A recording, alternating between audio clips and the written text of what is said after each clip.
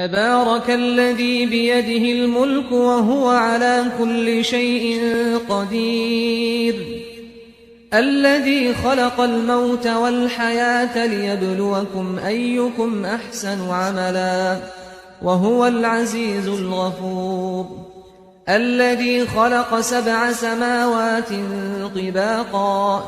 ما ترى في خلق الرحمن من تفاوت فارجع البصر هل ترى من فطور